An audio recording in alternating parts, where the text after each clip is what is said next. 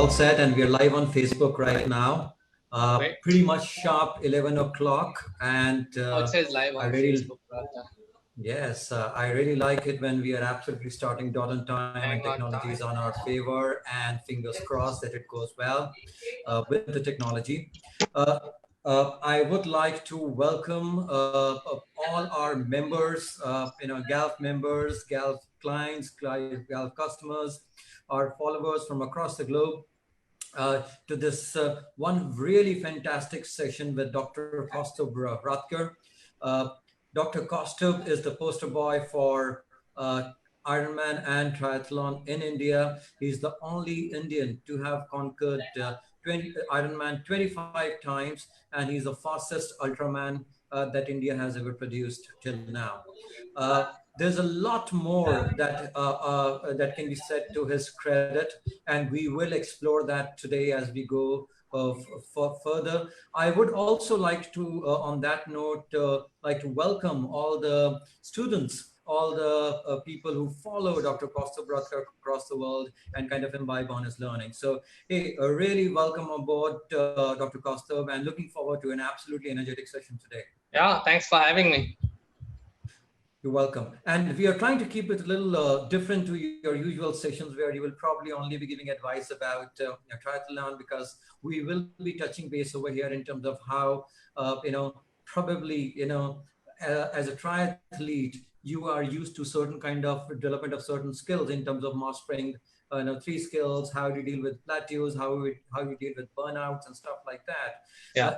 And what could be the possible learning for all the corporates across the world, given that we are a corporate wellness aggregator and it is specifically of our interest that our clients benefit.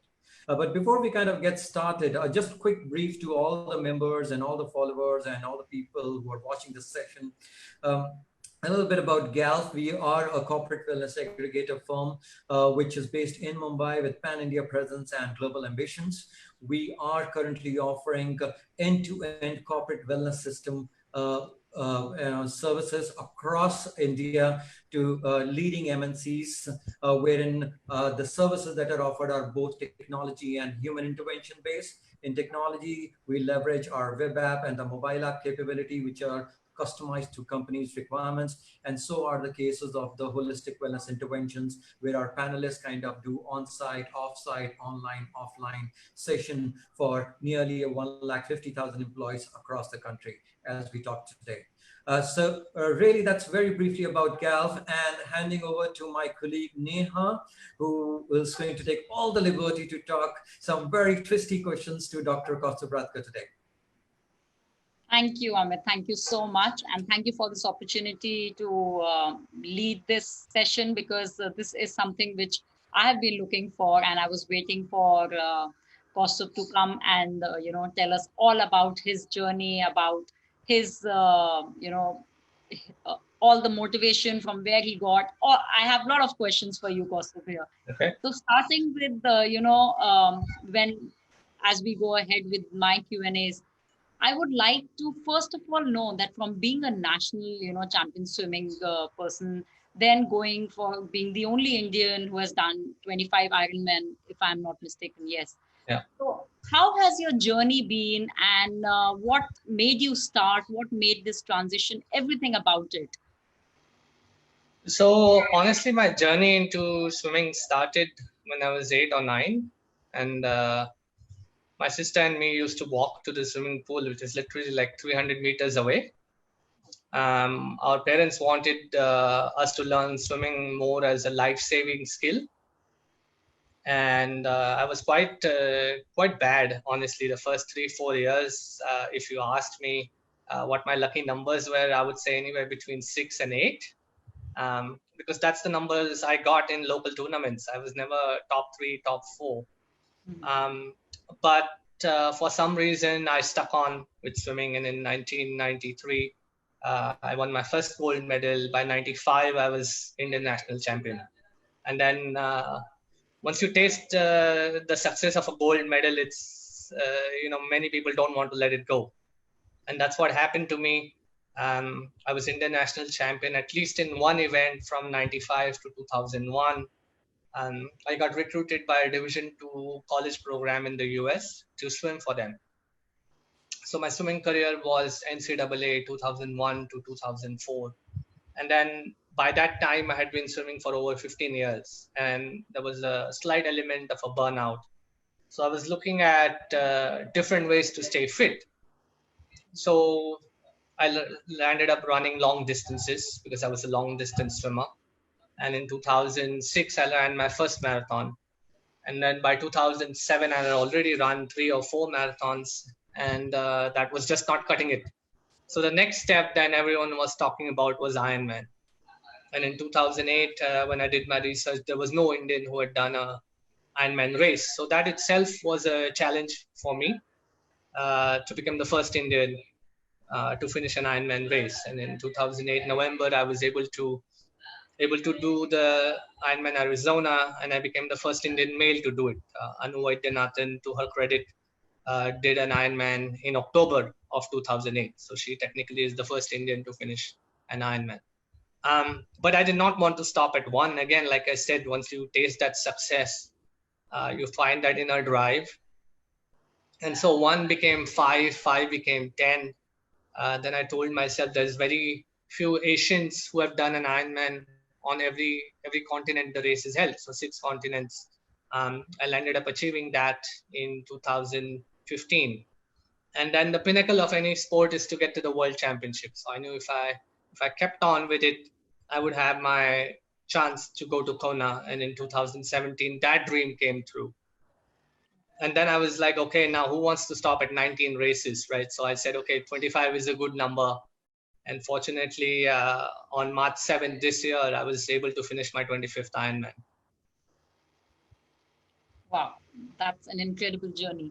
And what kept you going, Kaustubh? You know, because somewhere when you are, okay, it's your passion, I can clearly see it, but it's not only us, you know, our surroundings, our situations, how we are affected by them. How you came through those challenges? How did you, you know, manage to just keep going and face those challenges? Because I'm sure a lot of athletes would like to know that, because I have seen them, you know, I have seen a lot of athletes, my friends, they start with a lot of enthusiasm, and somewhere they lose that, you know, connection or motivation, and, you know, look for excuses of, you know, shortage of time or work or family pressures. How could you sail through all that? Well, number one is I'm very passionate about sport in general, but I'm very passionate about health. And I always look at all these activities as an investment in my health. It's an investment in not just me, but for the people around me as well. Because I know if I exercise, even if it's 1 hour, I'm a completely different person. And you know, the end result of all these exercises is a race. So the race may be the ultimate goal for a year. It's just the small steps you take which make it successful. And that's been the difference, that I just keep plugging at it every single day, and then everything comes together on race day. If you really enjoy what you do, then you don't look at it as just exercise. For me, it's just part of my lifestyle. I get up at 5:30, whatever it is, and get that 1 hour, 1.5 hour done. I understand a lot of people do not have that drive, and it's okay to not have that drive, but you should always have the drive to invest in your health, especially in the times we live in right now. So regardless of whatever your job situation is, or you're a CEO, you should be putting in that 1 hour of exercise daily. And in that 1 hour, you can decide what counts as exercise, whether it's playing you know, a game like tennis or badminton, or running, or cycling. You have to find something that's going to keep you happy. And that's you know, individualistic.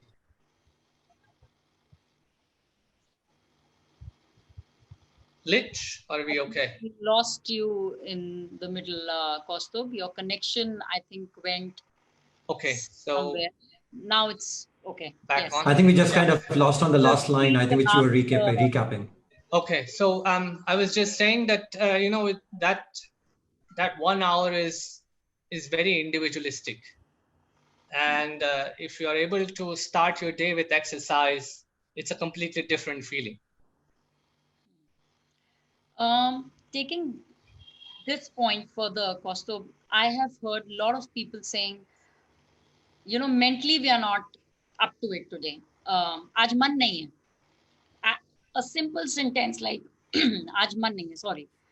So how do because I believe we are going to discuss more about mental and emotional wellness later, but somewhere when you're not mentally at peace, people lack that motivation to work on the physical aspect, and other way around also. If for me, if I am mentally stressed, I normally start working out and I'm absolutely fine. Yeah. But to get that drive to, come out of that shell that, okay, maybe I can deal with my mental issue with working out. Do you believe in that thing? Has that happened? Any example you can give from your life? Yeah, and it happened this morning. Okay. It's the funniest thing that would happen is that, I've been doing a strength training session online for anyone and everyone. Mm-hmm. And this morning it was tough to get up. I did not sleep well last night, and some of the workouts I do are a little bit intense.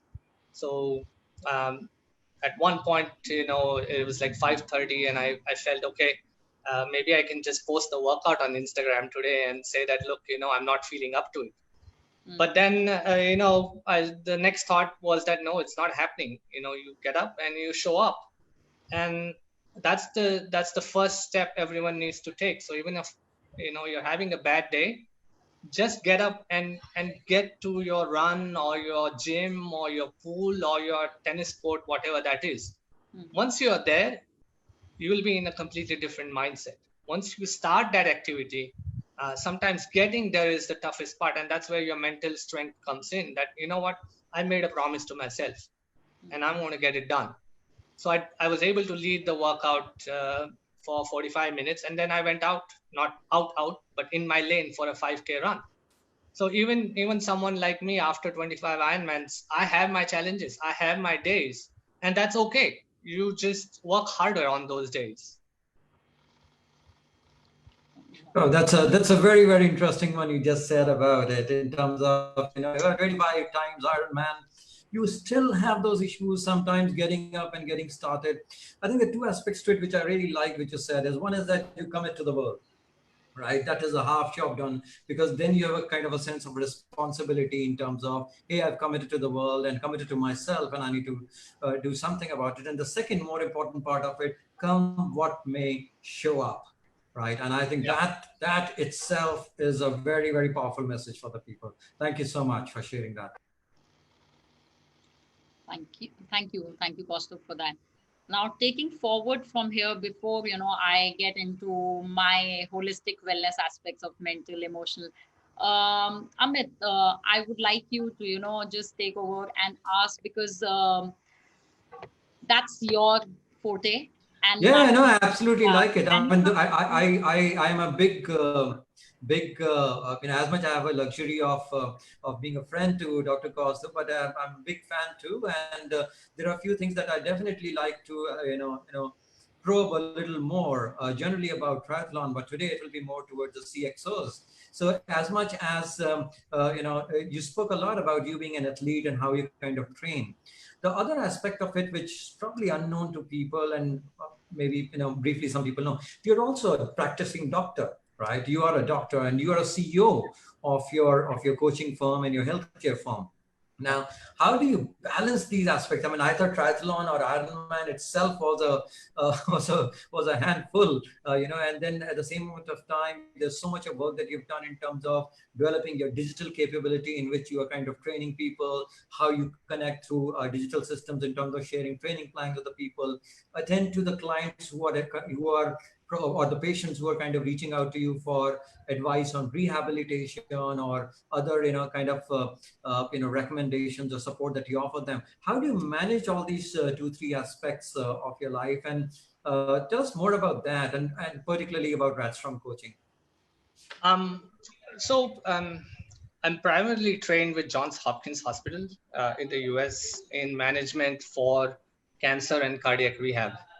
I do have my clinic RadRx, although I don't consult there as much as I used to, and part of the reason is that Radstrong took off like no tomorrow in India, and with that my travels increased. So at least 2 days in a week I was in Mumbai. Every other week I was either in Bangalore or Delhi. So with that, it became a challenge to manage patient care as well. But I do the best I can. There's a couple of things I follow. Number one is that I have set up boundaries for myself. And to give you an example, the biggest boundary is that I do not take any calls after 7 p.m. And it's open boundary for any trainee or patient who joins me, is that if you message me or call me after 7, one, I'm not going to pick up your phone or reply to your message. Everything and anything can wait till the next day. And then the second thing is that strictly no calls or messages will be answered on the weekends. Now, it may come off as arrogant, but I also have a 4-year-old son. I mean, he's going to be 4 in October. And for the amount of time I travel, spend outside of the house, my commitment towards my family keeps me happy, and it keeps them happy. And in turn, I am very, very successful going out and doing all these races.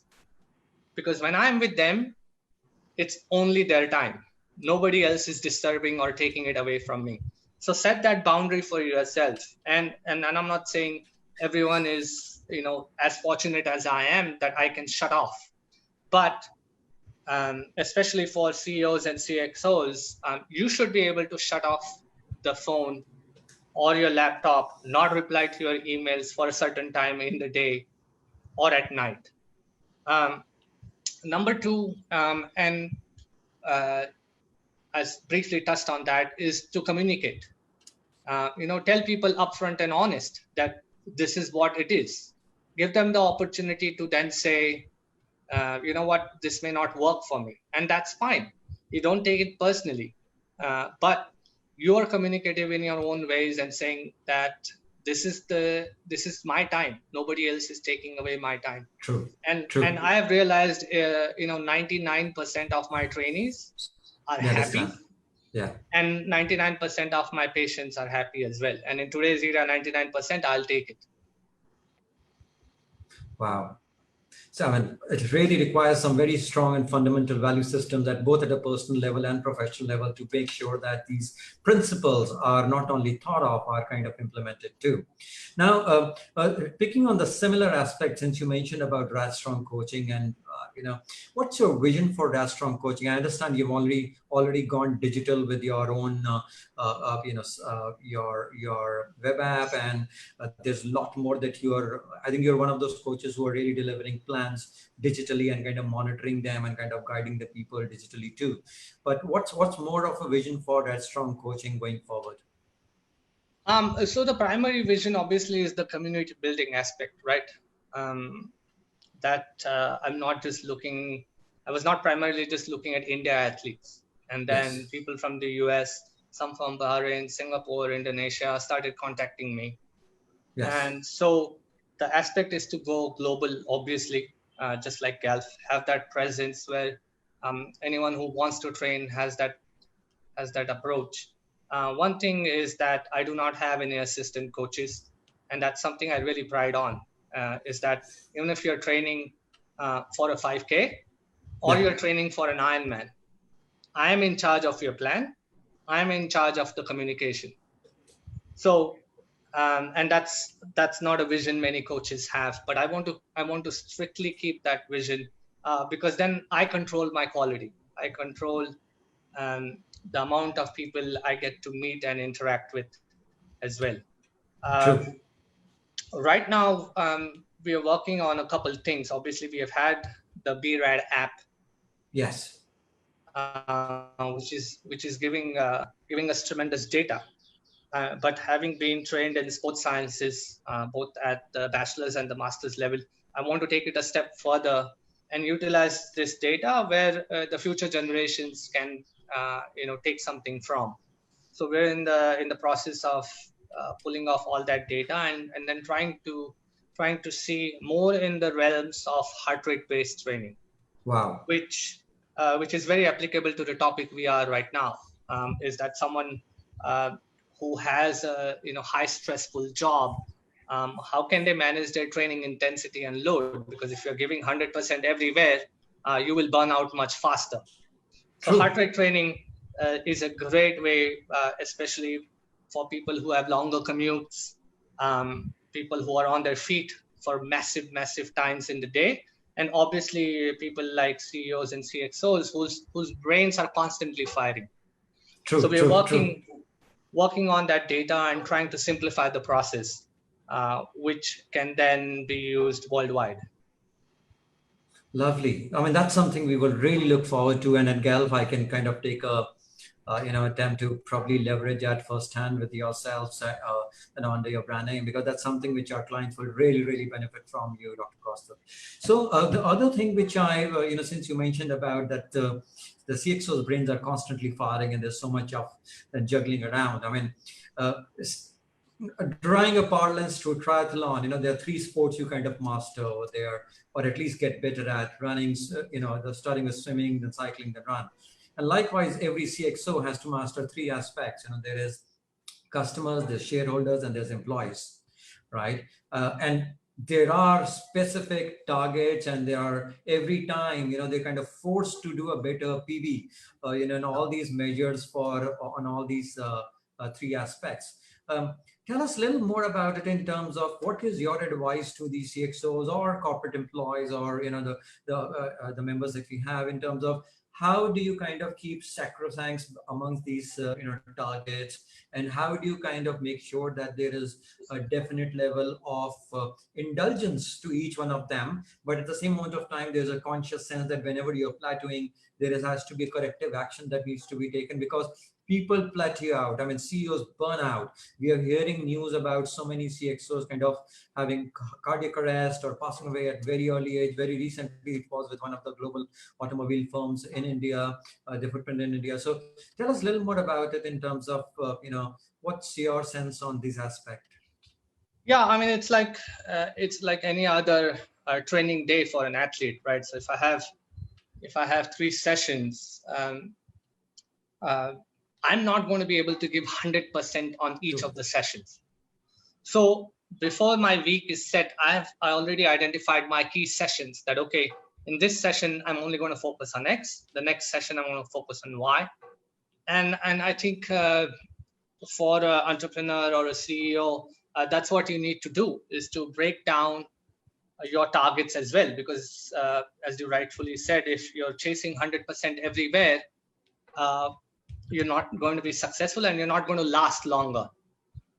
One quote that I always tell people is that the lion is the king of the jungle, but they are successful 1 out of 5 times in a hunt, which nobody knows. When you go on Discovery Channel, they're only showing you the great of the great hunts, but the other 4 times their entire family is hungry. So understand that you have to meet these failures as well. You have to be patient, and then you have to plan better, and you strategize better, and you communicate better. And especially with your employees, if you communicate on a daily basis, which unfortunately most of us are not able to do, even the simplest of the simple things, try positive means, positive reinforcements. How do you frame a message? You will see the difference. And it used to work for me in Hopkins that, in Hopkins, it's said that either you're working with a Nobel laureate or you're working with a Rhodes Scholar. So you can imagine the kind of attitude some of these doctors would have. But the best teachers I've had were the ones who sort of just took a step back and said, you know what, why don't you tell me how you would solve this problem? And that's what you need to do at times. And I do it with my trainees as well, is that I'll give them that flexibility that, okay, you want to design a workout, that's great, but you have to tell me the logic. Why are you doing this? Obviously, as a CXO, it's not going to work every single time. There is going to be key moments where you have to take that decision. And it's very simple in an Ironman as well, that there are moments where you have to take that decision where, supposing I'm on the bike and I'm feeling really good, I have to take that decision that, okay, I'm going to keep firing, and then it could work in my favor. But if I burn out, my 42-kilometer run is going to be a walk. Yeah. And in certain cases in life, you take that decision, but once you make that decision, you stand by it. True. And this is really, really useful. I mean, I'm sure all those CXOs and budding ones, or the various corporate leaders who are watching it right now, this is something extremely crucial. And all of it is actually, a lot of it is good common sense. I mean, people keep on hearing about it in the real life, but I think you need sometimes a right kind of a mentor, a right kind of an advisor like you, who comes across and put that sense to that subject. Hey, what you've been hearing and what you've been wanting to do, this is it. Go bloody do it. Right. I mean, that really makes a lot of sense. And by the way, for all the members who are kind of watching the video right now, just so that you can make note of it, there's a beautiful Ironman tall behind Dr. Kaustubh, and I can see his beautiful bike over there. I'm sure this is probably his workout room. Yeah. With all the Zwifts and everything are kind of plugged in. Yeah. Yeah. So tell us a little more about, I'm sure Neha is ready to ask you questions on mental wellness, but as I hand it over to Neha, it'll be good if we can come to know what does your typical day look like, both as an athlete in terms of your training and as a CEO of Radstrong Coaching and RadRx Healthcare.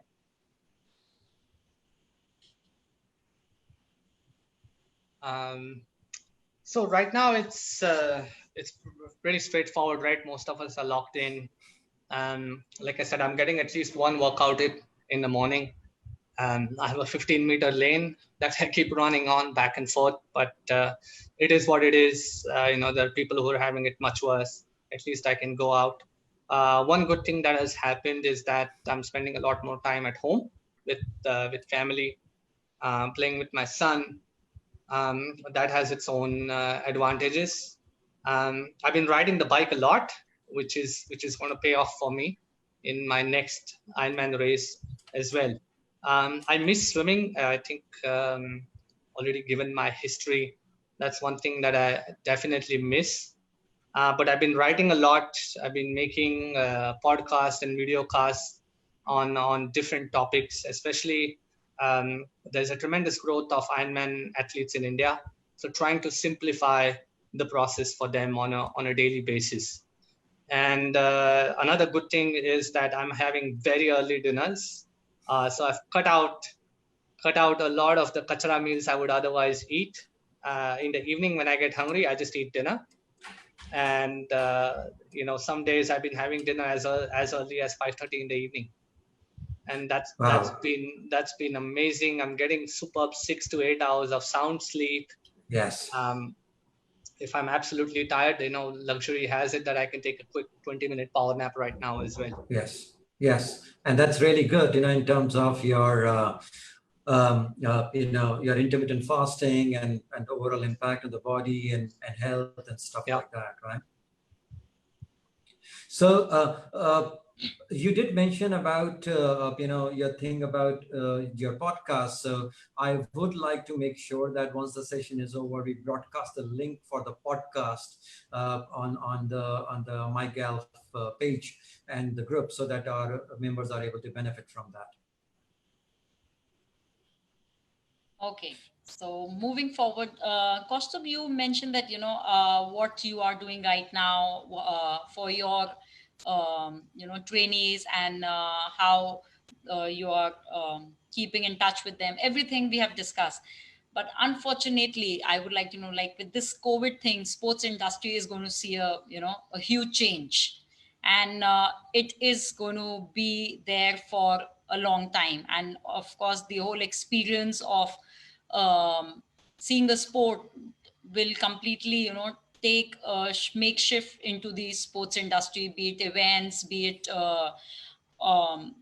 other marathons or Ironman events which have been planned for this year or next year also. So we will be seeing that these sports will unfortunately will take a back seat, and the industry will have to look for some evolutions and evolve to survive. So what do you think that how, this thing will be handled, and what are people in for coming forward with the sports industry? So we're going to see, obviously, sponsorships go down.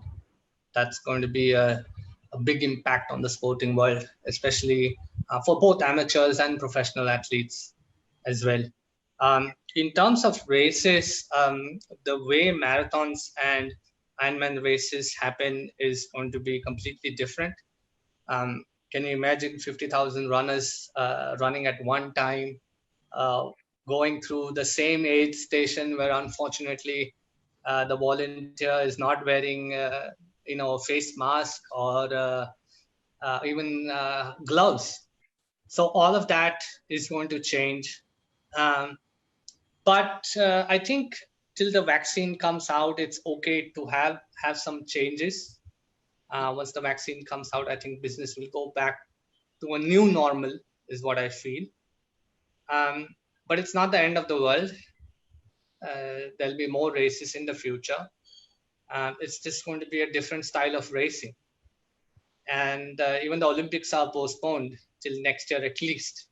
And again, it's at least, I will say. So for amateur races, those who are down and out that your races are going to get cancelled, it's okay. It's not the end of the world. Even the professionals are going through that. Specifically, Ironman races will see significant challenges because we have mass starts where you can't just necessarily spread out people in the water, especially. And Ironman races are great that almost each athlete has his own volunteer, sort of, who's going to make them run from the swim to the bike and hand them the bike, and then on the aid station. So it's going to be very interesting to see how the industry evolves. Like I said, there's talk of having self-aid stations where athletes will have to stop by themselves and pick up their respective bottles and keep going. And on the run, they'll just have huge tumblers full of, your electrolytes and water, and it's going to increase your racing time. But I would be very happy. I'm just getting the opportunity to race safely. Okay. So during this time where, we actually, obviously we all will wait for everything to get into the new normal, your take on all the indoor activities which have suddenly boomed thanks to the virtual apps we have, your take on indoor lockdown runs happening and, other challenges happening. How do you take all of them as, and your advice to people on that? It's been great, and I say this because the new normal, people are also going to value good coaches. So just because you are a good Instagram influencer right now, please don't think that your business is going to be great, because people are going to look at their hard-earned money and then invest in the right person to coach with. I so agree with you. Dr. Kaustubh. This sudden surge of influencers trying to become trainers, I think it's nothing short of dangerous, honestly. Yeah. So, and the part of the reason why I started doing group workouts on Instagram 2 days a week was because I was seeing that some of my trainees as well were following some random people who were, first of all, not even confident of their own form, who were basically gym trainers, whose formula was just, ghode chalao, do 400 reps of squats and this and that. And then I had to step in and say, you know what, that's not how you should do things. Again, you want to do this as a lifestyle. So I had to learn a new trade. I started doing Instagram live sessions for anyone and everyone. Excellent. So it's good to, and again, everyone may not have the opportunity to do my workouts. I will tell people, do your research. Just because someone has 15,000 Instagram followers doesn't mean anything. Most of them could be bought. There's an option. There's an option Of to buy them. Of course. So no one really knows 15,000 people individually. So exactly. Make sure you do your research. Just like if you're investing in a company, you would do the research. True. And see that if I'm putting my money here, will I really come out successful, and is it safe? Now here you are putting in your life pretty much in someone else's hand via a video, and that person is not even seeing you. So understand the risk you're taking. Do your research, then decide, and try the workout. I mean, most of these people are doing workouts for free, so what's the harm? Try a workout, and then if you like someone's style, follow it. Second point is that I will not advise anyone running about 2 hours indoors, especially if you're running in an apartment. Stupid is not the right word, but stupid is the word I will come up with. There is no reason for you to run 2 hours indoors. Most of us, and that's the first speech I told my trainees, is that you want to come out of this lockdown stronger in certain areas, but maintaining your base health and immunity. And running, can you imagine running in 20 meters, making all those sharp turns, and it's going to be hot and stinky. You have chairs, you have tables, you may have your kids running around. It's just a recipe for a disaster. And if it hasn't happened, most of these people will get injured. So run indoors, but there is no need to run more than an hour. That's okay. You're not going to be racing a marathon anytime soon. So don't get into this nuance of doing a indoor run race, because that seems to be the new norm. In the last 3 weeks, I've been invited to, I don't even know how many. And it's okay if you don't do that run race. That's fine. Once the world opens up, might as well go out and run that race. I think these are real pearls of wisdom. And thank you so much, Dr. Kaustubh, for really sharing and being very blunt and direct about it. I think just at the cost of doing certain things, I mean, let's not be foolish about it. And I will take the liberty of using that word, because I think this very specific thing, which I really love that you said that, how do you choose your trainer? The way I look at it is that if you are in a need of any kind of a medical help, or if you need any kind of medical advice, you choose your doctor. I mean, you're very cautious about which hospital you go to. You kind of, through internet, people even research about doctor. Similarly, your fitness, your regular fitness, your exercises, your workouts are preventive health, right? Which prevent you from probably getting to a stage that you need a kind of a help of a doctor later on, or more likely than not. Then how can you just jump into it? Someone looking at this, okay, this is someone whose Instagram page looks good, or this is someone who probably someone has said. You need to research about it and look at more qualified people who are giving the right advice, and someone whom you can look up to should there be an opportunity for you to refer back and say, hey, this is not working for me. So that's a really powerful message for all the members and all the followers who are kind of hearing Dr. Kaustubh right now. Over to you, Neha. Okay, coming back to my favorite thing. So yes, physical fitness is important. I even spoke about how it affects our mental health, and we did see that they are interlinked, interconnected. Your take on on mental and emotional wellness, what you do, because you have a lot of things in your platter and you are doing amazingly well with that. But I'm sure that you have your ups and downs, and you go through your mental and emotional breakdowns as well. How do you deal with them, and how important it is for you to deal with them to get that connected with your level of physical fitness? I think it's of prime importance, unfortunately, and even I will say that what I was doing probably 10 years ago, I'm not able to do it now. 10 years ago, I was doing meditation for at least half an hour every day. I'm not able to do that, but I do my little bit. I try for 10 to 15 minutes every single day.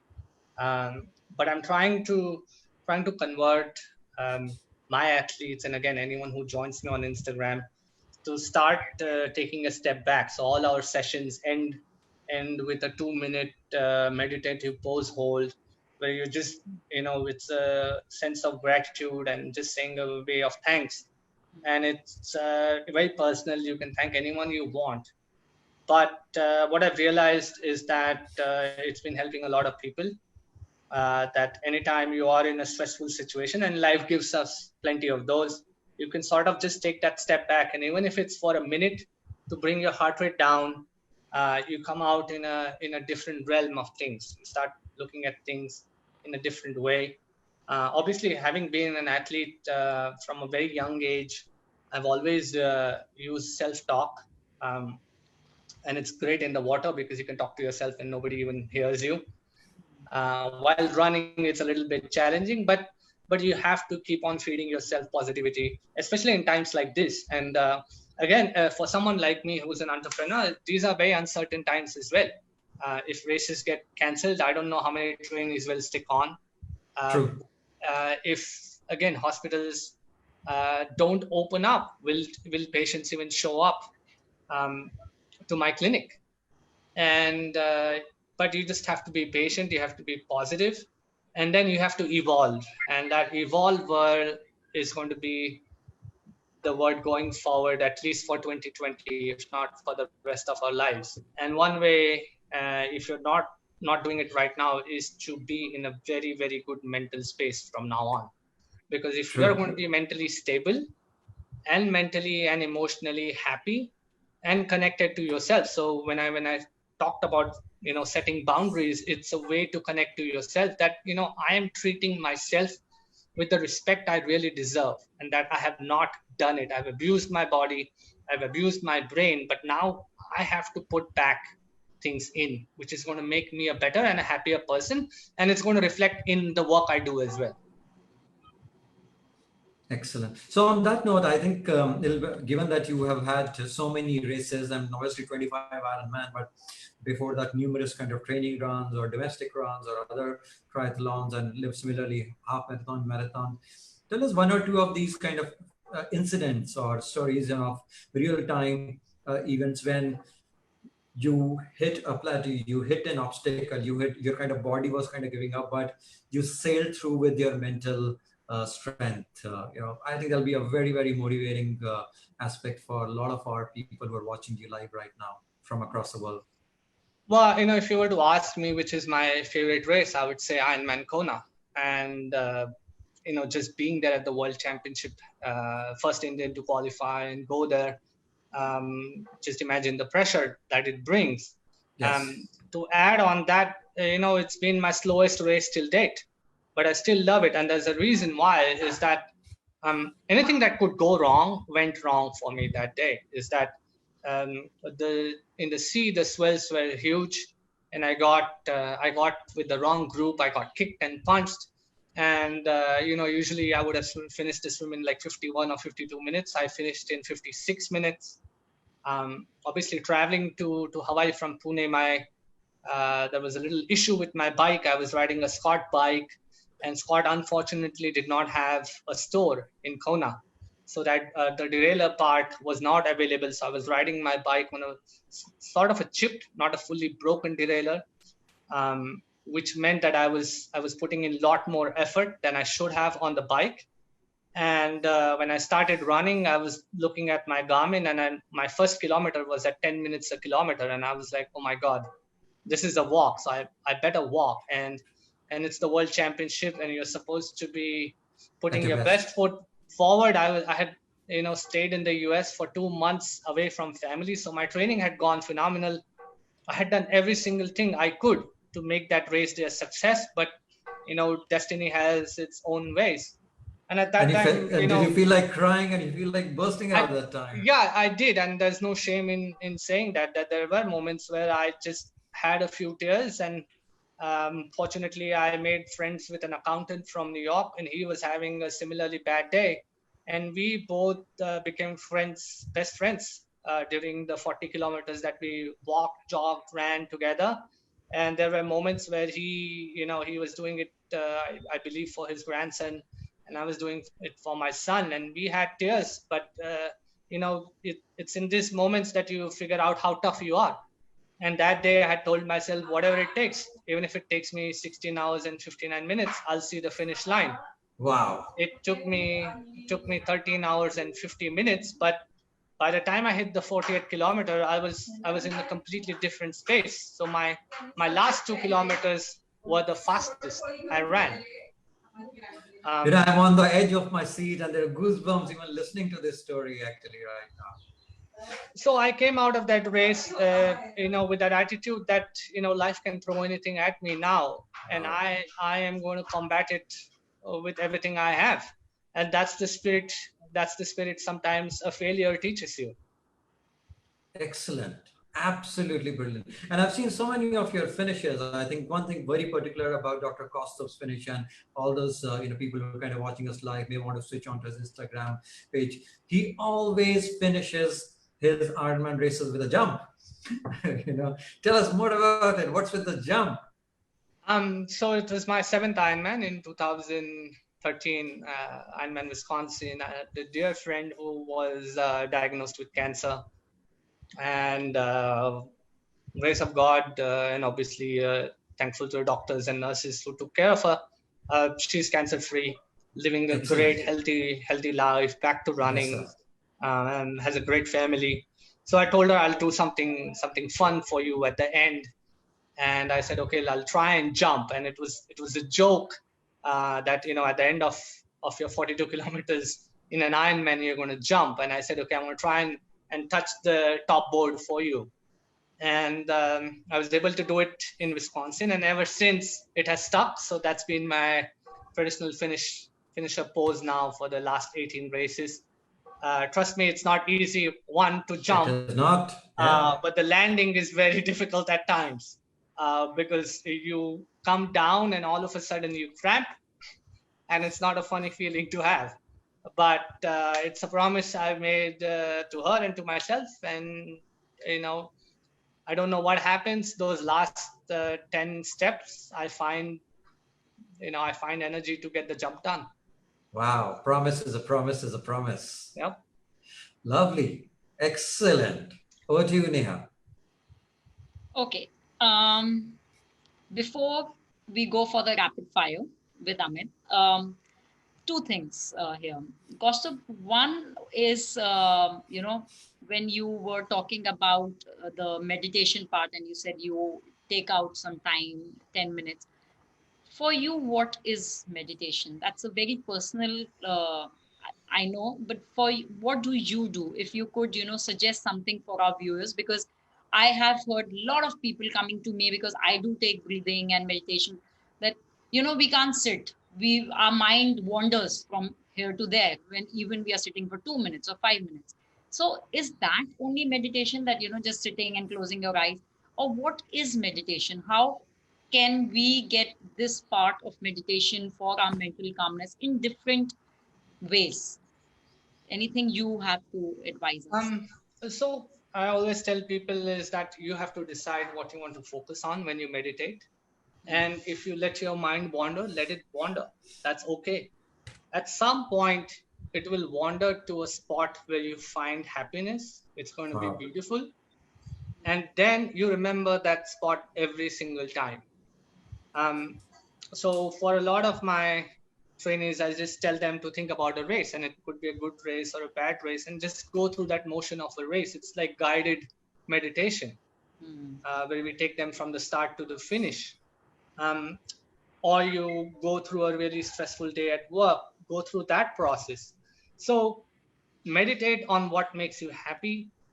Again, understand that every single time you're not going to be successful, and that's okay. You will have days where your mind will wander and you can't really focus on something. Go back at it next day, or the third day, or the fourth day, and at some point, like I said, it will click. And you don't really have to sit in the meditative pose. You can just lie back on your back and just close your eyes for a few minutes. You can sit in your chair at your workspace, mute everything, very important, mute your phone, and listen to music, do whatever it takes, bring that stillness into you. Great. Thank you so much for that. Okay, normally, when I give it to Amit, I always ask that your one last parting message, but with you, I think I will tell you to give one message for your trainees who are aspirants of. So what will you give a message for them, especially during this difficult times of COVID? Because many of them must have invested money, time, everything, and it's quite.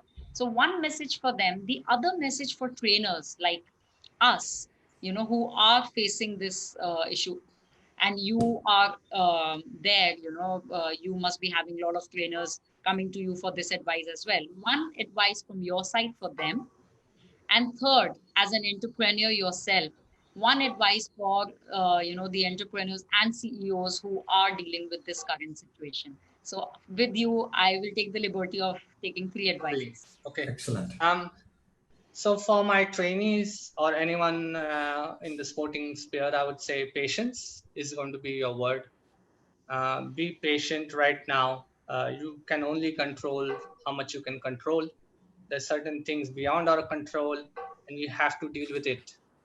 Just because you feel you're ready for a race, the world is not going to open up for you right now. So be patient, have faith that things are going to open up, and you'll be back on the road very, very soon. True.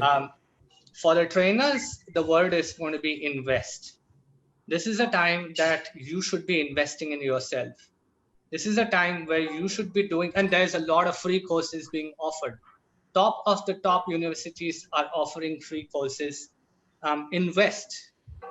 Take this opportunity to read a lot, to learn a lot.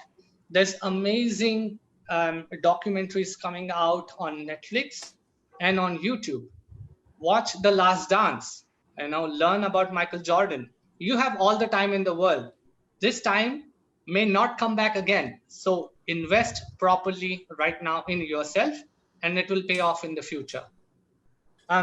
For the entrepreneurs, CEOs, CXOs, the word is going to be evolve. You have to evolve with this situation. This is a new normal. We do not know what the new normal is going to look like, but start planning things accordingly. Maybe virtual way is the way to go.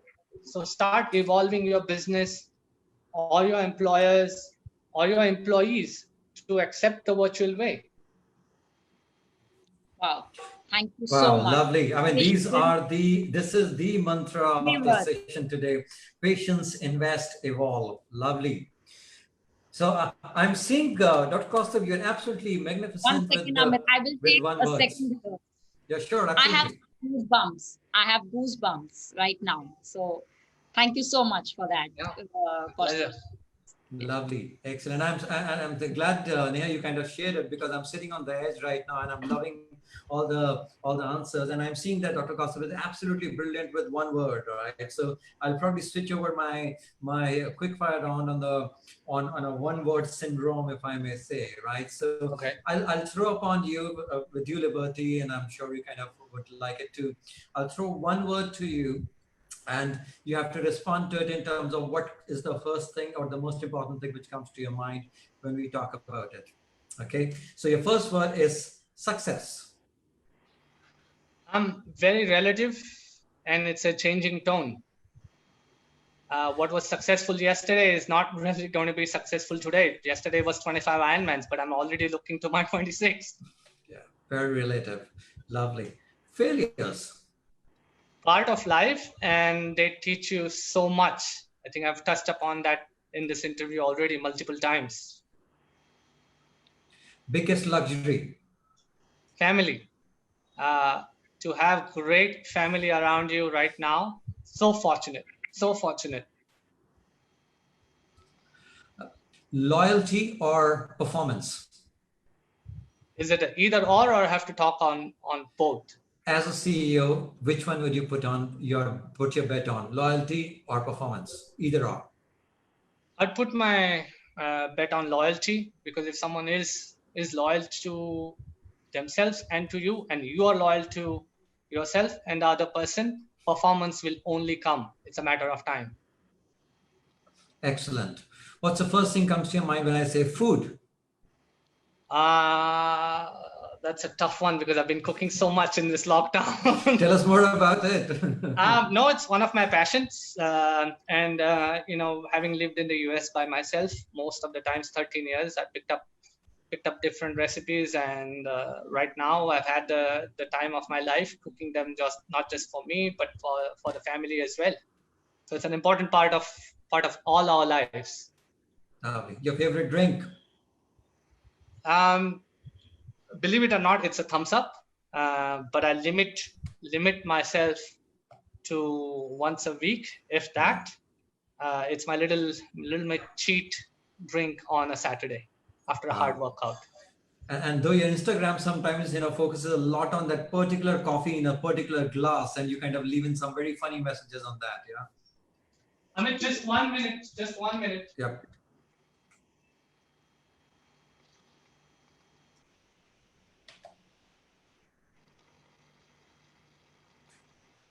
I think he ran out of battery. He'll be back soon. Yes.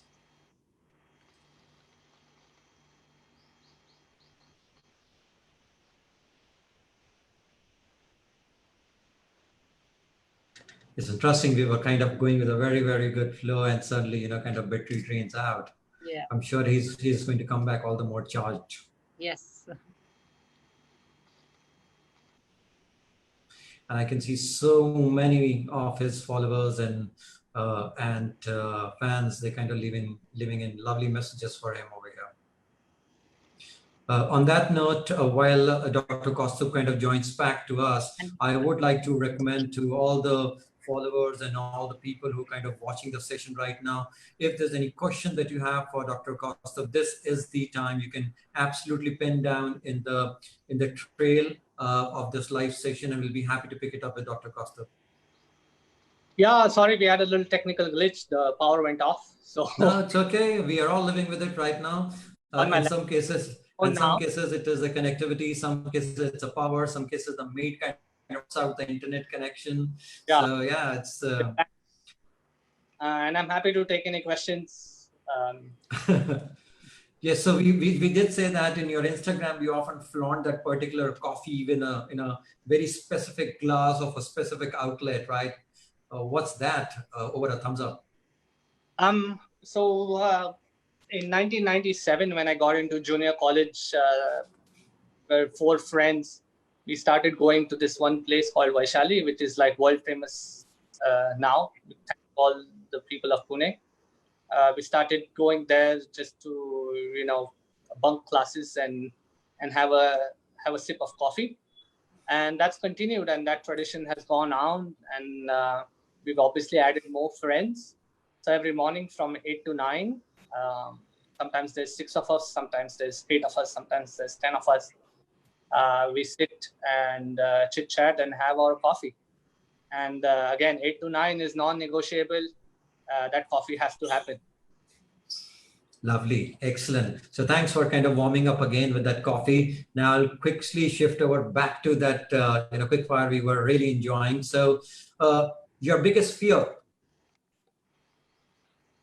I honestly don't have any fears.